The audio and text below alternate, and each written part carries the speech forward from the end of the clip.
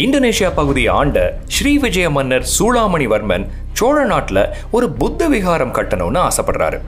அதுக்கு சில தூதுவர்களை சோழ நாட்டுக்கு அனுப்பி ராஜராஜ சோழன் கிட்ட ஆதரவு கேட்க அனுப்புறாரு.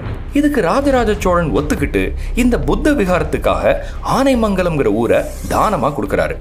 இந்த நிலதானத்தை நடைமுறைப்படுத்த ராஜராஜ சோழன் ஒரு சாசன ஓலை அனுப்புறாரு. மன்னரோட உத்தரவை ஊர்ல இருக்கிற அதிகாரிகள் எல்லாரும் சேர்ந்து செயல்படுத்துறாங்க. கடைசியில இந்த புத்த விகாரம் நாகப்பட்டினத்துல ரொம்ப பெருசா கட்டப்படுது. அதுக்கப்புறம் ராஜராஜ சோழன் இறந்துடுறாரு. ஆனா அவர் கொடுத்த தானத்துக்கு ஆதாரமா ஓலை மட்டுமே இருக்கு. அதுக்கப்புறம் ஆட்சிக்கு வந்த ராஜேந்திர சோழன் ஓலையில இருந்த எல்லாத்தையும் ஒரு பெரிய செப்பேடுல போட்டு கொடுக்கிறாரு. இதுதான் ஆனைமங்கலம் செப்பேடு. இந்த 1000 வருஷ பழமையான பொக்கிஷத்தை நேர்ல பார்க்க தான் நான் நெதர்லாண்ட்ஸ்க்கு வந்திருக்கேன். பல மாதம் கஷ்டப்பட்டு இந்த அப்பாயின்மெண்ட் கிடைச்சிருக்கு. என்னோட அப்பாயின்மெண்ட்டுக்காக காத்துட்டு இருந்த நேரத்தில் லைப்ரரியில் உள்ள புக்ஸை பார்த்துட்டு இருந்தேன். திடீர்னு அங்கே இருந்த ஸ்பெஷல் கலெக்ஷன் செக்ஷனுக்கு வர சொல்லி அழைப்பு வந்தது. இன்னும் கொஞ்ச நேரத்தில் 1000 வருஷம் பழமையான சோழ பொக்கிஷத்தை பார்க்க போறோம்னு தெரிஞ்ச உடனே நெஞ்சு படபடக்க ஆரம்பிச்சது. ஒரு டேபிள்ல அந்த பிரம்மாண்ட பொக்கிஷத்தை எனக்காக தயாரா வச்சிருந்தாங்க.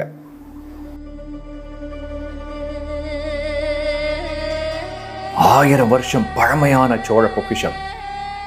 உள்ள நுழைஞ்சதும் அது முத தடவை என்னோட கண்ணுல பட ஏதோ இனம் புரியாத சந்தோஷம். எத்தனை நாள் கனவு! என் கண்ணுல நீர் வழிய கொஞ்ச நேரம் கண் இமைக்காம அதையே பார்த்துட்டு இருந்தேன். அதுக்கப்புறம் ஒவ்வொரு ஏடா வாசிக்க ஆரம்பிச்சேன். இந்த செப்பேடுல மொத்தம் 21 ஏடுகள் இருக்கு.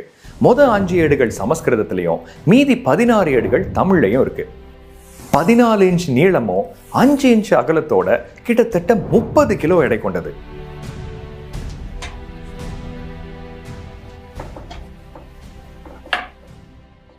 எல்லா ஏடுலையும் சைடுல ஓட்ட போட்டு ஒரு பெரிய வளையத்துல கோர்க்கப்பட்டிருக்கு. இந்த வளையத்துக்கு மேலதான் லட்சினைன்னு சொல்லப்படுற சோழ அரச முத்திரை இருக்கு. சாதாரண சீல் இல்ல, பிரம்மாண்டமா புடைப்பா செதுக்கப்பட்டிருக்கு. இத பார்த்த உடனே புலி கண்ணுல பட்டிருக்கோம். ஆனா இது போக இன்னும் நிறைய இருக்கு. ஒவ்வொன்னா பார்ப்போம். புலி சோழர்களோட சின்னத்தை குறிக்குது. வால் முன்னோக்கி இருக்கிற மாதிரி உட்கார்ந்துருக்கு. பக்கத்துல 2 மீன்கள் இருக்கு. இது பாண்டியர்களை குறிக்குது. இது போக வேற ஏதாச்சும் தெரியுதா? நிறைய பேருக்கு கண்ணுல படாத ஒரு விஷயத்தை காட்டுறேன். சேரர்களோட சின்னமான வில் காட்டப்பட்டிருக்கு. என்னங்க, சோழர்களோட செப்பேடு ஆனா மூவேந்தர்கள் எல்லாரையும் குறிப்பிடுதுன்னு நீங்க யோசிக்கலாம். மேல பாருங்க, ஒரு கொற்ற குடை இருக்கு. 3 ராஜ்யங்களையும் ஒரே கொடைக்கு கீழே சோழர்கள் கொண்டு வந்ததை குறிக்குது. 2 சைட்லயும் மங்கள சின்னமா குத்து விளக்குகள் தீபத்தோட இருக்கு. வெண் சாமரங்கள் இருக்கு.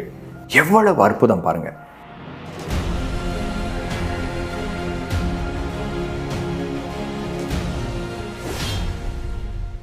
இப்போ இது எல்லாத்தையும் சுத்தி ஏதோ எழுத்துக்கள் இருக்கிற மாதிரி தெரியுதா?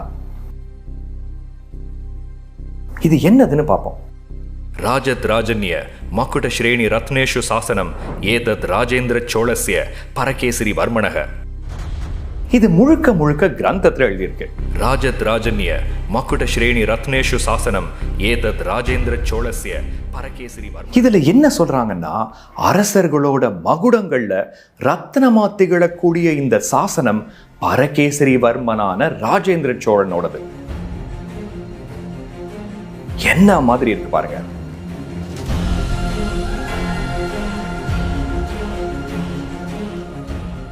மாமன்னர் ராஜேந்திர சோழனோட அரச முத்திரை.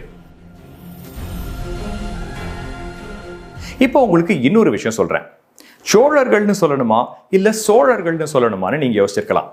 அந்த காலத்துல சோழர்கள் அவங்கள சோழர்கள்னு சொல்லிக்கிட்டாங்களா இல்ல சோழர்கள்னு சொல்லிக்கிட்டாங்களாங்கிறத எப்படி கண்டுபிடிக்கிறது?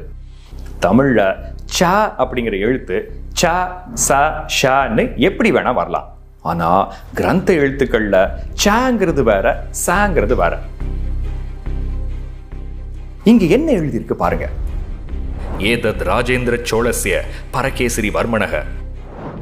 சோழஸ்ய கிரந்த சோ போட்டிருக்கு, சோ இல்ல. அவ்வளவுதான். சோழர்கள் இல்ல, சோழர்கள் தான் கரெக்ட். ஆதாரத்தோட நிரூபிச்சாச்சு. இப்போ இதை தள்ளி வச்சிருவோம்.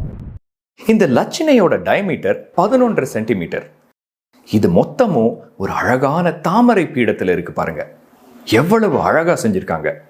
அரச முத்திரைனா இப்படிதான் இருக்கணுங்கிற மாதிரி 1000 வருஷத்துக்கு முன்னாடி பண்ணிட்டு போயிட்டாங்க. ரத்னேஷு சாசனம் ஏதத் ராஜேந்திர சோழஸ்ய பரகேசரி வர்மணக. சரி, இப்போ இதை எனக்கு பார்க்க வாய்ப்பு கிடைச்சிருக்கு. அதே மாதிரி உங்களுக்கும் நேர்ல பார்த்த ஒரு அனுபவம் கிடைக்கணும்ல. அதுக்காக இதை போட்டோகிராமெட்ரிங்கிற டெக்னாலஜியை பயன்படுத்தி உங்க பக்கத்துல கொண்டு வர போறேன்.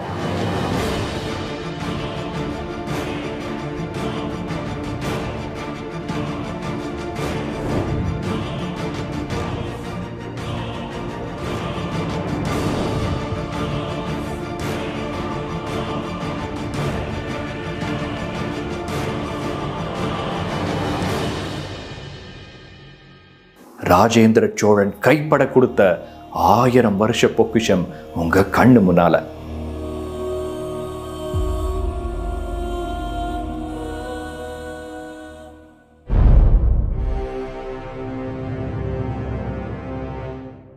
இதுதான் முதல் பிளேட். சமஸ்கிருதத்தில் இருக்கு, கிரந்தம் ஸ்கிரிப்ட்ல எழுதப்பட்டிருக்கு. இந்த செப்பேடோட சமஸ்கிருத பகுதியில் என்ன எழுதியிருக்குன்னா, சோழ வம்சாவளி முழுசையும் அவங்க பெருமைகளோட பதிவு செய்யப்பட்டிருக்கு. முதல்ல புராண அரசர்களை காட்டுறாங்க. சூரிய குலத்தை சேர்ந்த சோழர்களோட வம்சாவளியில முதலாவதா சூரியன். அதுக்கப்புறம் நிறைய புராண அரசர்கள் காட்டியிருக்காங்க. இதுல சோழன் அப்படின்னு ஒரு அரசன் இருந்ததாவும், இவர் பேரை தான் அதுக்கப்புறம் வந்த அரசர்கள் ராஜ்யத்தோட பேரா வச்சுக்கிட்டதா போட்டிருக்கு. அதுக்கப்புறம் அரச பட்டமான பரகேசரி, ராஜகேசரிங்கிற பேர்லயே 2 மன்னர்கள் இருந்ததா குறிப்பு இருக்கு. அதுக்கப்புறம் முற்கால சோழ மன்னர் கரிகால சோழனை குறிப்பிடுறாங்க. இவர் தான் கல்லணைங்கிற டேமை கட்டினாருன்னு எல்லாரும் சொல்லிட்டு இருக்காங்க. ஆனா இவர் காவிரிக்கு கரை எடுத்தார் அப்படின்னு தான் போட்டிருக்கு. அதுக்கப்புறம் பிற்கால அரசர்கள் விஜயாலய சோழன்ல ஆரம்பிச்சு ராஜராஜ சோழன், ராஜேந்திர சோழன் வரைக்கும் அவங்க பெருமைகளோட சொல்லுது.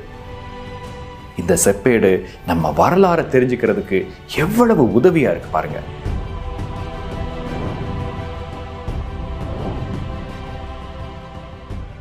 We want to make sure that there is good relationship between the Chola kingdom and also the Southeast Asia. Srivijaya.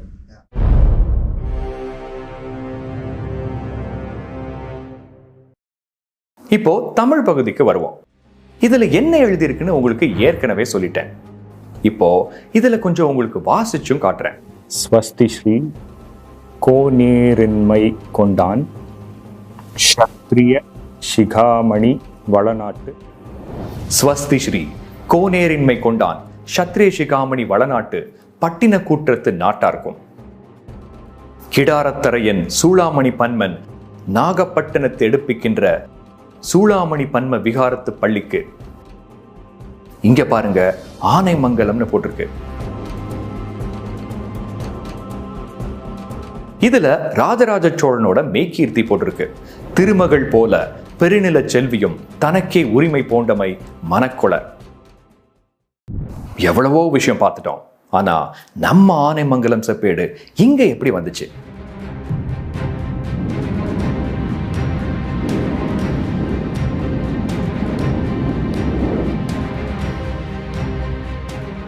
Dutch East India கம்பெனியில் வேலை பார்த்த ஃப்ளோரண்டியஸ் கேம்பர்னு ஒருத்தர் இதை நெதர்லாண்ட்ஸுக்கு 300 வருஷத்துக்கு முன்னாடி கொண்டு வந்திருக்காரு.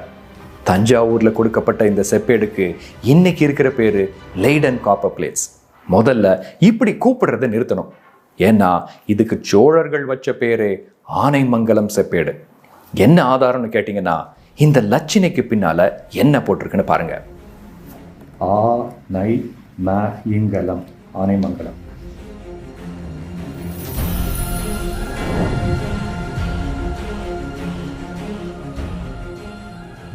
சரி, ஆனைமங்கலம் செப்பேடுகள் பத்தி முழுசா சொல்லிட்டேன், காட்டிட்டேன். இப்போ ஒரு பெரிய ட்விஸ்ட் இருக்கு. லெய்டன்ல சோழர் செப்பேடுகள் 1 இல்ல 2 இருக்கு. என்னது 2ஆ? என்னங்க சொல்றீங்கன்னு கேக்குறீங்களா? ஆனைமங்கலம் செப்பேடு வழங்கப்பட்டு கிட்டத்தட்ட 75 வருஷத்துக்கு அப்புறம் சோழ நாட்டை குலோத்துங்க சோழன் ஆட்சி பண்றாரு.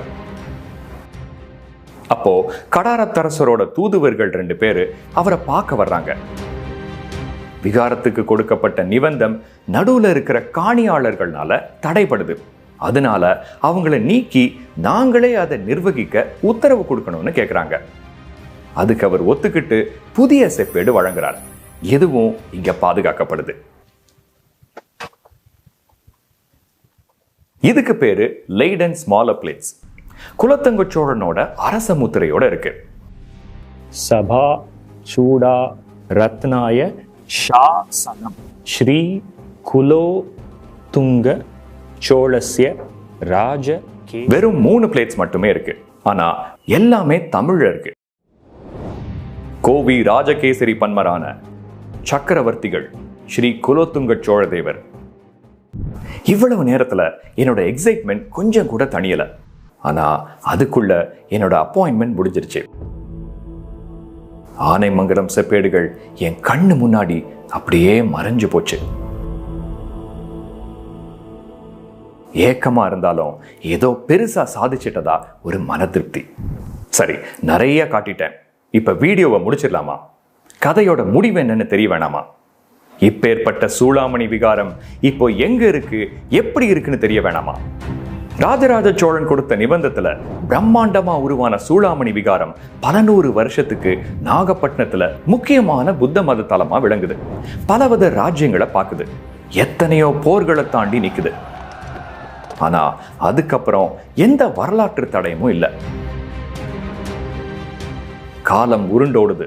சூளாமணி விகாரம் கட்டப்பட்டு கிட்டத்தட்ட 800 வருஷத்துக்கு அப்புறம் 1846ல சர் வால்டர் எலியட் அப்படிங்கிற ஆங்கிலேயர் நாகப்பட்டினத்துல இடிபாடுகள்ல இருக்கிற ஒரு வித்தியாசமான உயரமான கோபுரத்தை கவனிக்கிறாரு. அதை உடனே ஒரு டிராயிங் பண்ணி ஆவணப்படுத்துறாரு. சில வருஷங்கள் கழிச்சு அங்க இருந்த பிரெஞ்சு கிறிஸ்தவ சபையினர் அதை இடிச்சு அதுல உள்ள செங்கல்களை வச்சு அந்த இடத்துல ஒரு காலேஜ் கட்ட திட்டமிடுறாங்க. இதை எதிர்த்து சர் வால்டர் எலியட் போராடுறாரு. ஆனா கடைசியில இதை மொத்தமா இடிச்சு தரமட்டமாக்குறாங்க.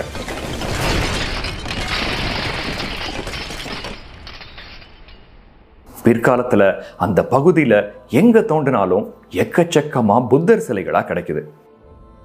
அப்போ 1000 வருஷத்துக்கு முன்னாடி தெற்காசியா கூட வணிக உறவை வலுவாக்க, புத்த மதத்தை தழைக்க வைக்க மாமன்னர் ராஜராஜ சோழனால தானம் கொடுக்கப்பட்டு ராஜேந்திர சோழன் குலோத்துங்க சோழனால செப்பேடு வழங்கப்பட்ட பிரம்மாண்ட சூளாமணி விகாரம் இடிக்கப்பட்டு மண்ணோட மண்ணாயிருச்சு. இந்த சூளாமணி விகாரத்துக்கு பின்னால இவ்வளவு விஷயம் இருக்குதுங்கிறதுக்கான ஒரே ஆதாரம் ஆனைமங்கலம் செப்பேடுகள் மட்டும்தான். அதுவும் இப்ப நம்ம கிட்ட இல்ல, எங்கேயோ நெதர்லாண்ட்ஸ்ல இருக்கு. யாரை குறை சொல்றது? பிற்கால படையெடுப்புகளை சொல்லலாமா, இல்ல நம்ம கவர்மெண்ட்டை சொல்லலாமா? என்ன கேட்டா குறை சொல்ல வேண்டியது நம்ம வரலாற்று அக்கறை தான். இதுல நான் சொன்ன விஷயங்கள் எல்லாம் எத்தனை பேருக்கு ஏற்கனவே தெரியும்? தொன்று தொட்டு தமிழர்களுக்கு வரலாற்று அக்கறை இருந்திருந்தா எத்தனையோ விஷயங்களை காப்பாத்திருக்கலாம். குறைஞ்சது இந்த செப்பேடாவது இன்னைக்கு நம்ம கையில இருந்திருக்கும். இப்பவும் கூட இந்த செப்பேடு நெதர்லாண்ட்ஸ்ல இருக்கிறது தான் சேஃப், இங்க வர வேண்டாம், அங்கேயே பத்திரமா இருக்கணும்னு நினைச்சீங்கன்னா நமக்கு விடிவு காலமே இல்லை. இதை பத்தி பல பேருக்கு தெரிய வந்தா நம்ம வரலாறு மீள ஒரு வாய்ப்பு இருக்கு. இந்த வீடியோ பிடிச்சிருந்தா இதை லைக் பண்ணி நிறைய பேருக்கு ஷேர் பண்ணுங்க.